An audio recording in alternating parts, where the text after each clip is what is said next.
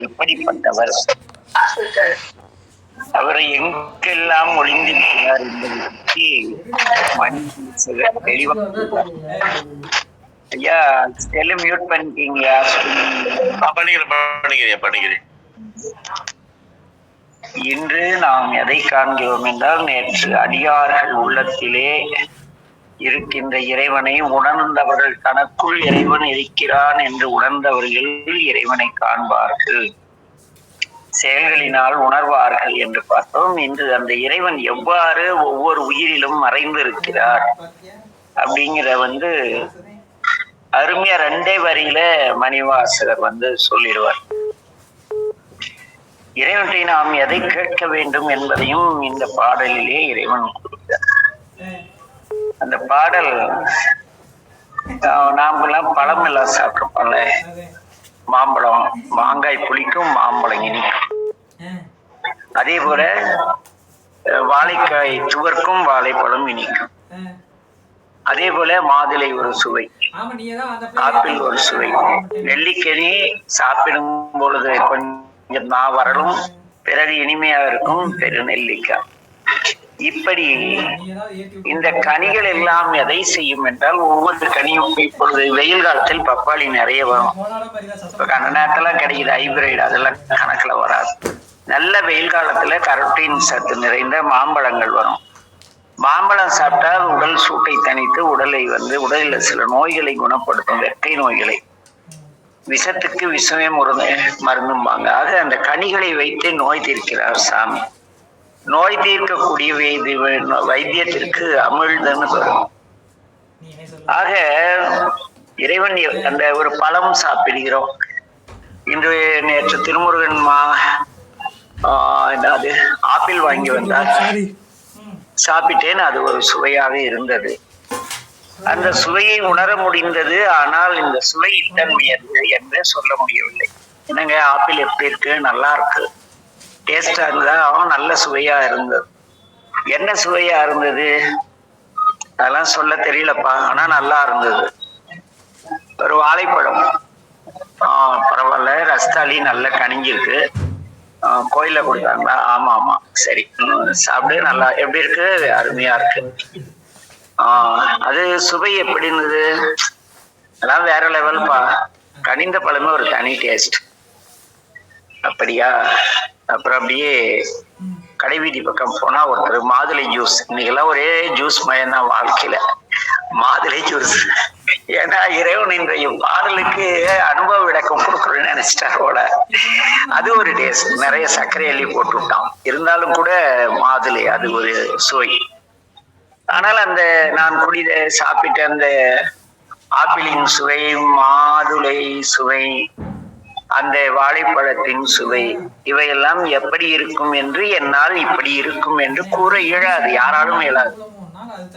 சரியான டேஸ்ட், சரியான சுவைன்னு சொல்லுவோமே தவிர இது இச்சுவையானது என்று தெளிவா சொல்ல முடியாது. அதுபோல இறைவன் நமக்குள் இருக்கிறார் என்பதை அந்த சுவையை நாம் உணர்வது போல நாம் அனுபவத்தாலும் வாழ்வியல் வளர்ச்சியாலும் உணரலாம் அப்படின்னு எளிமையா நம்முடைய மணிவாசக பெருமான் அது வளச்சுவையனே, அமுதனே, அரிதற்கு அரிதனே, அமரரும் அறியார். இது பழத்தில் மறைந்துள்ள சுவையை போன்று இருக்கிறது.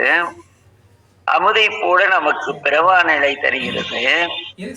இதை அறிய முடியுமா என்றால், அறிவினால் அறிந்து தெரிந்து கொள்ள அரிதானது, ஆனால் எளிதானது. எப்படின்னா, இது வாழைப்பழம், இதை தோலை உரிக்கணும், சாப்பிடணும், அப்படி சாப்பிட்டாலும் அது சாப்பிட்டதுதான். ஆனா அப்படியே சாப்பிட்டாலும் அது சுவை மாறாது. அது போல நீங்கள் அறிவு கொண்டு ஆராய்ந்து இத்தன்மையன் நான் சித்தாந்தம் படித்து அகக்கருவி, புறக்கருவி, அந்த கருவி, இந்த கருவி, அந்த கரணங்கள், நல்வினை, தீவினை எல்லாம் படிச்சு உடனுக்கு இருதயம், மனம், மொழி, வாக்கு இதையெல்லாம் படித்துட்டு அறிய முடியுமானா அது இங்கே இறைவன் இருக்கிறான் காட்டுவதோடு சித்தாந்தம் நின்றுவிடும்.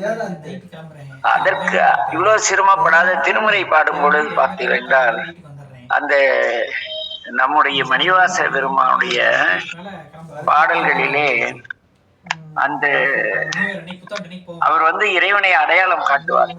இங்க இருக்காரு, இந்த குருவாக வந்தவரே இவர் யார் என்று காட்டும் பொழுது இவரு ரொம்ப அற்புதமா அப்படியே லயிச்சு போய் சொல்லுவார் பெருமான். என்ன நீற்றோன் காண்க நினைதரும் ஆட்சியன் காண்க அந்தோ கெடுவேன் இன்னிசை வீணைகள் இசைந்தோன் காண்க அன்னது என்று அவ்வையின் அறிந்தோன் காண்க பரமன் காண்க பழையோன் காண்க பிரம்மன்மால் காணா பெரியோன் காண்க அற்புதன் காண்க அநேகன் காண்க சொற்பதம் கடந்த தொல்லோன் காண்க சித்தம் சொல்லா சேட்சியன் காண்க சித்தம் செல்லா சேட்சியன் காண்க பக்தி வளை படுவோன் காண்க ஒருவன் என்னும் ஒருவன் காண்க விரிகொள் முழுதாய் விரிந்தோன் காண்க அணுத்தரும் தன்மையின் ஐயோன் காண்க அப்படி அப்படி அப்படி அப்படி அப்படி அப்படி ஐயோ இப்படி இருக்காரு இப்படி இருக்காரு இப்படி இருக்காரு. என்ன அதை விட இன்னும் மேல போய் பேசுவார். அண்ட தரும்பொருள் மேகன் காண்க கருமண கட்சி கடவுள் காண்க அருந்தவர் கருளும் ஆதி காண்க அச்சம் தவிர்த்த சேவன் காண்க நிச்சலும் மீத்து ஆட்கொள்வோன் காண்க. அப்படியே மணிவாசம் அப்படியே கலந்து கலந்து கலந்து கலந்து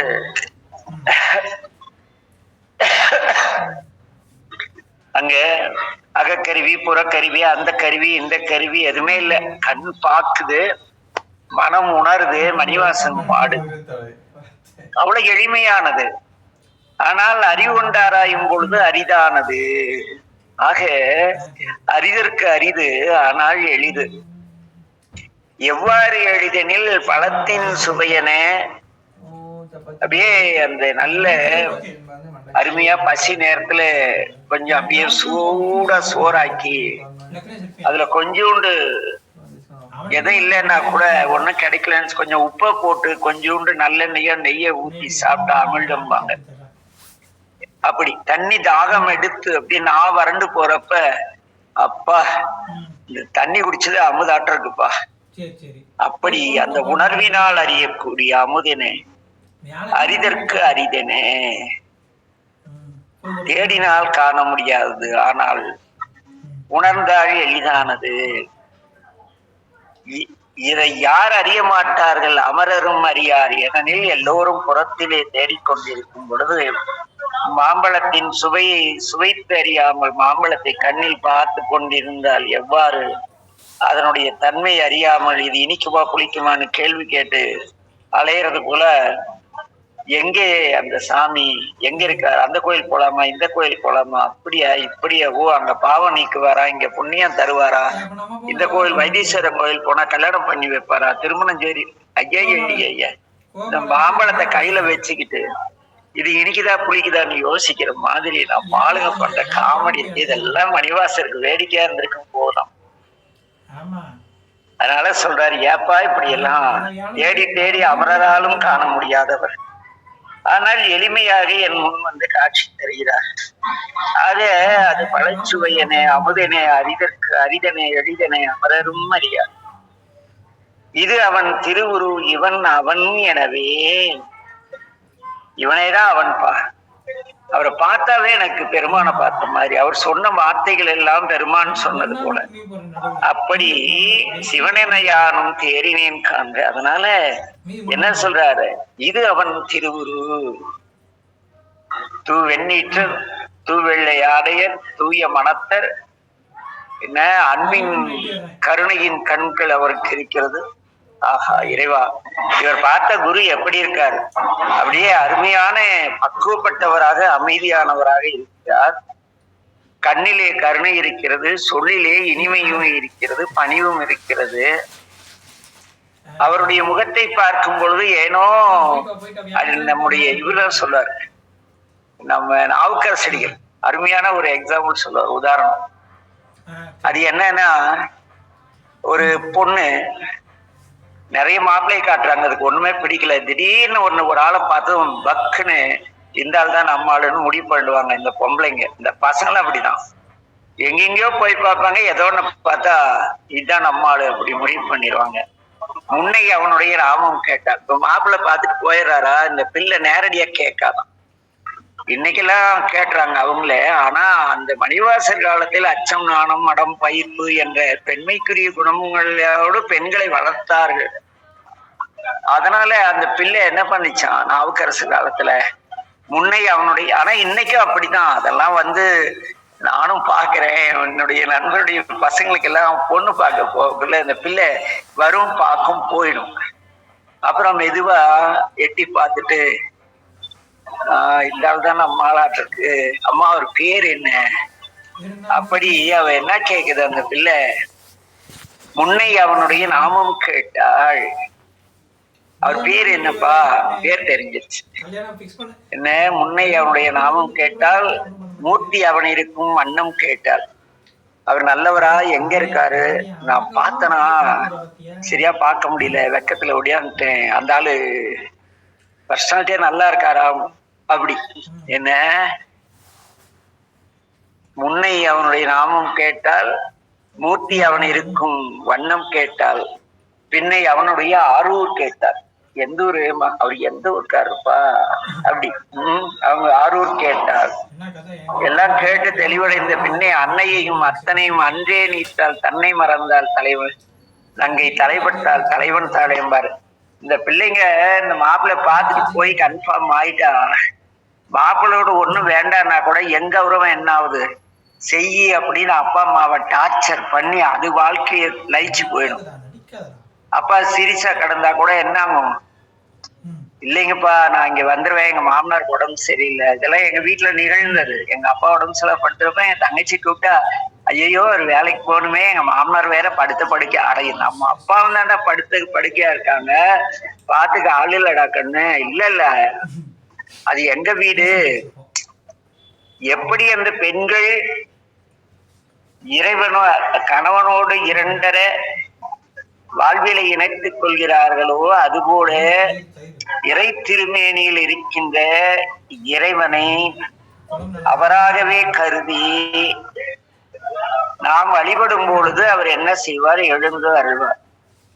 அதுபல சுவையனை அமுதனை அரிதற்கு அரிதனை எளிதனை அமரரும் அறியார், இது அவன் திருவுரு இவன் அவன். எனவே நீங்களா அவரேதான் இவரு, இவன் அவன். அந்த கண்ணிற்கு தெரியாத பரம்பொருளே இந்த ஆலயத்தில் இருப்பவன், என் மனதில் இருப்பவன்.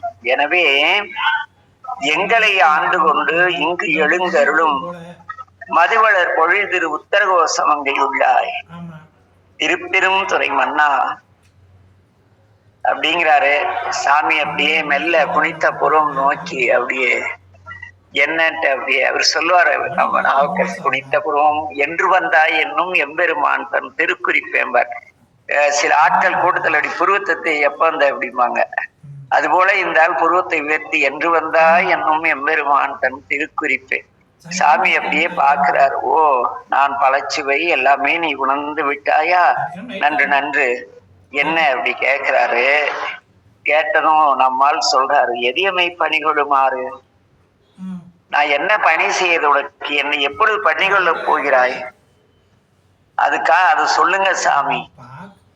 நான் என்ன செய்ய வேண்டும் என்று வெளியர்கள் காட்டுவதை விட என்னுடைய மனதில் இருக்கும் மனது வழி நடத்தியபடி உடம்பு நடப்பது போல எனக்குள் இருக்கும் இறைவா, நான் நீ என்னை எதற்கு படைத்தாயோ இந்த சமுதாயத்திற்கு அதற்காக பயன்படும்படி வாழ என்னை நீ பணிகொள்ளும் வழி என்ன, எப்படி பணிகொள்ள போகிறாய், நல்லவனாகவா, சுயநலமிக்கவனாகவா, பொதுநலமிக்கவனாகவா, மாமிசம் சாப்பிடுவனாகவா, இல்ல உழைத்து உழைத்து ஓடாகத்தேன் உன் நினைவற்றவனாகவா, அல்லது என்ன தினம்தோறும் என்னுடைய 5 கடமைகளை செய்து சமுதாயத்திற்கும் வீட்டிற்கும் பயனுள்ளவனாக வாழவா, நான் என்ன செய்ய வேண்டும் என்பதை தங்களிடம் கேட்க வேண்டும். எனவே எம்பெருமான் பள்ளி எழுந்து அருளாயே. நல்ல அற்புதமா அது பழத்தின் சுவை போல இருந்து உணர்வினால் அறிய பெற்று அந்த உணர்வினால் எனும் அன்பே அமுதமாக மாறி அரிதற்கு அரிதாக இருந்த சிவன் எளியவனாக எமக்குள் இமைப்பொழுதும் இருக்கிறார் என்று அமரர்கள் உணர மாட்டார்கள். ஆனா அடியேன் உணர்ந்து ஓ, இதுவே அவனுடைய திருவுருவம், எல்லோரிடத்திற்கும் அவன் வந்து அருள்வது சிரமம் என்பதால் ஆலயத்தில் திருமேனியா இருந்தாலும் எல்லோருடைய உள்ளத்திலும் அமர்ந்திருக்கின்றவனே புறத்தில் இருப்பவன், கடந்திருப்பவன் அவனே, எனக்குள் இருக்கும் அவனே இவன் என்று என உணர்ந்து நாங்கள் இந்த உலகிலே வாழ்வதற்காக எங்களை ஆண்டு கொண்டு என் மனத்தாமரையிலே எழுந்தருளி இருக்கும் இறைவா, தேன் சொரிந்த மலர்கள் நிறைந்த உத்தரகோச மங்கையில் இருக்கின்ற திருப்பெருந்துறை அரசே, எதியமை பணி கொடுமாறு அது கேட்போம் எம்பெருமான் பள்ளி எழுந்து அருளாயே என்று மிக அற்புதமாக நான் என்ன இந்த உயிர் என்ன செய்ய வேண்டும் என்பதை நீங்கள் என்னை கூறி பணிகொள்ள வேண்டும். ஏனெனில் பழத்தின் சுவையென அமிழ்தின் உரைப்பென எனக்குள் தாங்கள் இருக்கின்றீர். இரண்டரை கலந்து பழத்தின் சுவையை மாறுபட்டு காட்ட முடியாது போல இந்த உடலுக்குள் உயிர் இருப்பது போல உயிருக்குள் நீ இருக்கிறாய். நான் எவ்வாறு இந்த உடல் கொண்டு பணி செய்ய வேண்டும், எதற்காக இந்த உடலை படைத்தாய் என்று தெளிவாக கூறி தாங்கள் பணிகொள்ள வேண்டும் என்று கேட்ட அந்த நொடியிலே சாமி அப்படியே பார்த்துட்டே உட்கார்ந்து இருக்கார். என்ன சாமி உட்கார்ந்துட்டீங்க, எழுந்திரிச்சு வாங்க. என்ன இங்கு நம் இல்லங்கள் தோறும் எழுந்து அருளி செம்பவள பொற்பாதம் தந்தருவோர் என்று உன்னை பற்றி கேள்விப்பட்டிருக்கிறோம். என்னுடைய மனமாகிய வீட்டிற்கு தாங்கள் என்ன செய்ய வேண்டும்? உள்ளிருந்து வெளிப்பட்டு என் வாழ்வியலிலே நாங்கள் மேற்கொள்ளும் இந்த உலகாய சேவைகளிலே எங்களை பணிகொள்ள வேண்டும் என்று நிறைவு செய்கிறார் இந்த பாடலை எல்லாம். ஏனெனில் மிக எளிமையானது திருவாசகம், பெரிய விளக்கவுரை எல்லாம் தேவையில்லை, கொஞ்சம் அனுபவம் தேவை. அவரு பழம் சாப்பிட்டு பழம் வேறு சுவையே வேறு என அடையாளம் காட்ட முடியாது. அதுபோல அமுது வேறு உயிர் வேறு, அந்த உயிர் காக்கும் தன்மை, அமிர்தம்னு என்ன, உயிர் காக்கக்கூடிய ஒரு பொருள், இரண்டும் வேறென இல்லாமல் இந்த பழத்தின் சுவை எவ்வாறு அறிவது என்று அறிவினால் அறிய முடியாதோ, அமிழ்து என்ன செய்யும் என்பதை அருந்தாதவன் உணர முடியாதோ, அதுபோல அவர் எளிதானவராக இருந்தாலும் அறிவினால் தேடும் பொழுது அவ்வையின் ஒளித்தும் அங்கங்க ஒளிஞ்சுக்குவார். ஆக நம்முள் இருக்கும் இறைவன், அவரிடத்து நாம் தினந்தோறும் இறைவா, இந்த உடலில் சொல்லும்